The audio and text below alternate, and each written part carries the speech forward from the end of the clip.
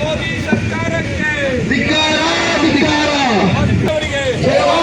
DK Shivakumar ಅವರಿಗೆ ಬಡವರ ಪರ ಹೋರಾಟ ಮಾಡುವ ಕಾಂಗ್ರೆಸ್ ಸರ್ಕಾರಕ್ಕೆ ಬಡವರ ಪರ ಹೋರಾಟ ಮಾಡುವ ಕಾಂಗ್ರೆಸ್ ಸರ್ಕಾರಕ್ಕೆ ದೀನ ದಲಿತರ ಉದ್ಧಾರ ಮಾಡುತ್ತಿರುವ ಕಾಂಗ್ರೆಸ್ ಸರ್ಕಾರಕ್ಕೆ ಜಯವಾಗಲಿ ಜಯವಾಗಲಿ.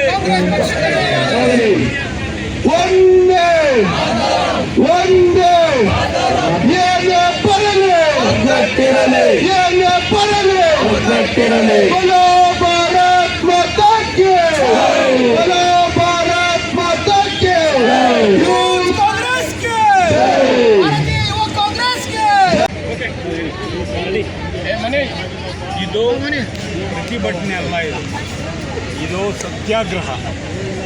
ಯಾಕೆಂದರೆ ಭಾರತ ದೇಶಕ್ಕೆ ವಿದೇಶಿ ಕಂಪನಿಗಳೇನಾದರೂ ಕೃಷಿ ವಲಯಕ್ಕೆ ಎಂಟ್ರಿ ತಗೊಂಡ್ರೆ, ಅದು ಕೃಷಿ ಮಾರುಕಟ್ಟೆ ವಲಯಕ್ಕೆ ಎಂಟ್ರಿ ತಗೊಂಡ್ರೆ ಭಾರತ ದೇಶದ ಸರ್ವಶಕ್ತಿಯೂ ನಾಶವಾಗೋಗುತ್ತೆ.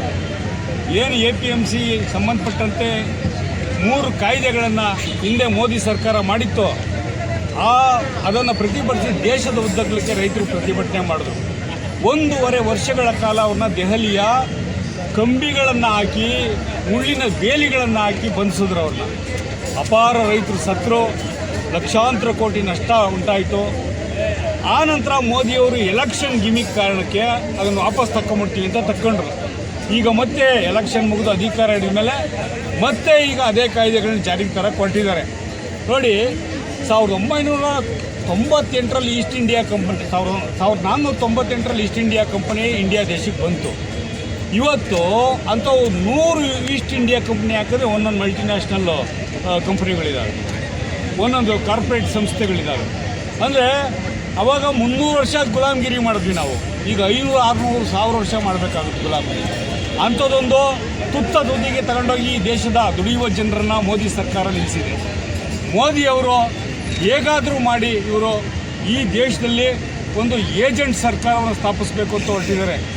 ಅದೇ ಮನಮೋಹನ್ ಸಿಂಗ್ ಅವರು ಪ್ರಧಾನಮಂತ್ರಿಯಾಗಿದ್ದಾಗ ವಿದರ್ಭ, ಜಾರ್ಖಂಡು, ಆಂಧ್ರ ಪ್ರದೇಶ, ಛತ್ತೀಸ್ಗಢ ಈ ಭಾಗದಲ್ಲಿ ರೈತರ ಆತ್ಮಹತ್ಯೆ ಹೆಚ್ಚಾಗಿದ್ದಾಗ ಏನು ಮಾಡಿದ್ರು, ಅವರು 4500 ಕೋಟಿ ಪ್ಯಾಕೇಜ್ ಕೊಟ್ಟರು ರೈತರನ್ನು ಉತ್ತೇಜಿಸಬೇಕು ಅಂತ. ಇವರು ಮಲ್ಟಿನ್ಯಾಷನಲ್ ಕಂಪ್ನಿಗಳಿಗೆ MNCಗಳಿಗೆ ಇವತ್ತೇನು ಮಾಡಿದ್ದಾರೆ, 16 ಲಕ್ಷ ಕೋಟಿ ಸಾಲ ಮನ್ನಾ ಮಾಡಿದ್ದಾರೆ. ರೈತರನ್ನ ಪದೇ ಪದೇ ಸುಲಿಯೋ ಕೆಲಸ ಮಾಡ್ತಿದ್ದಾರೆ. ನೋಡಿ, ವಿದೇಶಿ ಇವತ್ತು ಅಮೇರಿಕ ಮತ್ತು ಯುರೋಪಿನ ಕೃಷಿ ಉತ್ಪನ್ನಗಳಿದಾವಲ್ಲ, ಅವಿಲ್ಲಿ ಮಾರಾಟ ಮಾಡೋಕ್ಕೆ 0% ಟ್ಯಾಕ್ಸ್ ರಹಿತ ಅವು. ಆದರೆ ನಾವಿವತ್ತು ಅವ್ರ ದೇಶದಲ್ಲಿ ಮಾಡಬೇಕಾದ್ರೆ 18% ಕಟ್ತಾ ಇದ್ದೀವಿ. ಆತ ಅವಾಗ ಟ್ರಂಪ್ ಎದುರಿಸ್ತಾರೆ. ಟ್ರಂಪ್ ಎದುರಿಸೋದೇನೋ ನಿಮ್ಗೆ 45% ಹಾಕ್ಬಿಡ್ತೀವಿ ನೋಡ್ರಿ ಅಂತ. ಅಲ್ರಿ, ಒಂದು ಡೆಮಾಕ್ರೆಟಿಕಲ್ ಸಾರ್ವಭೌಮ ರಾಷ್ಟ್ರ ಭಾರತ ದೇಶ ಒಂದು ಅಂತಾರಾಷ್ಟ್ರೀಯ ಪಾಲಿಸಿಲಿ ಸೇವಿಂಗ್ ಹೇಳ್ದಂಗೆ ಮಾಡಿದಂಥ ವ್ಯಕ್ತಿ ಯಾರಾದರೂ ಇದ್ದೆ ಅದು ನರೇಂದ್ರ ಮೋದಿ. ಹಿಂದೆ ಅಲಿಪ್ತ ನೀತಿಯ ಕಾರಣಕ್ಕೆ ಒಂದು ತೃತೀಯ ಶಕ್ತಿಯಾಗಿ ಭಾರತದ ನೇತೃತ್ವದಲ್ಲಿ ಬಹಳಷ್ಟು ದೇಶಗಳು ಒಗ್ಗೂಡಿದ್ದು. ಆ ಒಗ್ಗೂಡಿ ಭಾರತ ವಿಶ್ವ ಯುದ್ಧಗಳೇ ನಡೆದಾಗ ಬ್ಯಾಲೆನ್ಸಿಂಗ್ ಪವರ್ ಆಗಿ ಭಾರತ ದೇಶ ಇತ್ತು. ಇವತ್ತು ನಮ್ಮ ಏಷ್ಯಾ ದೇಶದಲ್ಲಿ ಒಂದು ರಾಷ್ಟ್ರದ ಅಧ್ಯಕ್ಷ ಸತ್ರೆ ನಮ್ಮ ಸರ್ಕಾರ ಕಂಡೋಲೆನ್ಸ್ ಹೇಳೋಕ್ಕೂ ಇನ್ನು ಮುಂದೆ ನೋಡ್ತು. ಈ ಥರದ ದುಸ್ಥಿತಿಗೆ ಭಾರತದ ಡೆಮಾಕ್ರಸಿನ ತಂದಂಥ ಕೀರ್ತಿ ಯಾರಿಗಾದ್ರೂ ಇದ್ದರೆ ಅದು BJPಗೆ. ಯಾಕೆಂದರೆ BJPಗೆ ಸ್ವತಃ ಸಿದ್ಧಾಂತ ಇಲ್ಲ. BJPಗೆ ಇರೋದು RSS ಸಿದ್ಧಾಂತ. RSS ಸಿದ್ಧಾಂತ ಯಾವುದಾದ್ರೂ ಮನು ಸಿದ್ಧಾಂತ 2000 ವರ್ಷದಿಂದ ಇರೋವಂಥದ್ದು. ಆ 2000 ವರ್ಷದ ಸಿದ್ಧಾಂತ ಏನು ಹೇಳುತ್ತೆ, 10% ಜನ ಸುಖವಾಗಿರಬೇಕು. ದುಡಿಯೋ ರೈತರು, ಕಾರ್ಮಿಕರು, ಮಹಿಳೆಯರು, ಕೂಲಿಕಾರರು, ದಲಿತರು ಎಲ್ಲರೂ ಸಂತ್ರಸ್ತರಾಗಿರ್ಬೇಕು ಯಾವಾಗಲೂ. ಇದನ್ನೇ ಹೊಸ ರೂಪದಲ್ಲಿ ಮಾಡಲಿಕ್ಕೆ ಹೊರಟಿದ್ದಾರೆ. ಮತ್ತೆ ಕೃಷಿ ಕಾಯ್ದೆಗಳನ್ನು ಟೇಬಲ್ ಮಾಡಬೇಕು ಅಂತ ಹೊರಟಿದ್ದಾರೆ. ಈಗಾಗಲೇ ದೇಶದಲ್ಲಿ ದೊಡ್ಡ ಅವೇರ್ನೆಸ್ ನಡೀತಿದೆ. ಇವತ್ತು ನಮ್ಮಲ್ಲಿ ಕೂಡ ನಮ್ಮ ಯೂತ್ ಕಾಂಗ್ರೆಸ್ಸು ಮಂಜುನಾಥ್ ಗೌಡರು ಮತ್ತು ನಮ್ಮ 2 ಡಿಸ್ಟಿಕ್ ನಾರ್ತ್ ಆ್ಯಂಡ್ ಸೌತು ಇಲ್ಲಿ ಮೋನೀಶ್ ರೆಡ್ಡಿ ಮತ್ತು ರಾಹುಲ್ ಇಬ್ಬರು ಸೇರಿ ಆರ್ಗನೈಸ್ ಮಾಡಿದ್ದಾರೆ. ನಮ್ಮ ಹಿರಿಯ ನಾಯಕರು ನಮ್ಮ ಆರಾಧ್ಯ ಅವರು ಕೂಡ ಬಂದಿದ್ದಾರೆ. ಅವರು ಯೂತ್ ಕಾಂಗ್ರೆಸ್ ಸಿದ್ದರಾಮಯ್ಯನವರು ಮತ್ತು DK ಶಿವಕುಮಾರ್ ಅವರ ನೇತೃತ್ವದಲ್ಲಿ ನಡೀತಿರೋ ನಮ್ಮ ಸರ್ಕಾರ ಇದೆ.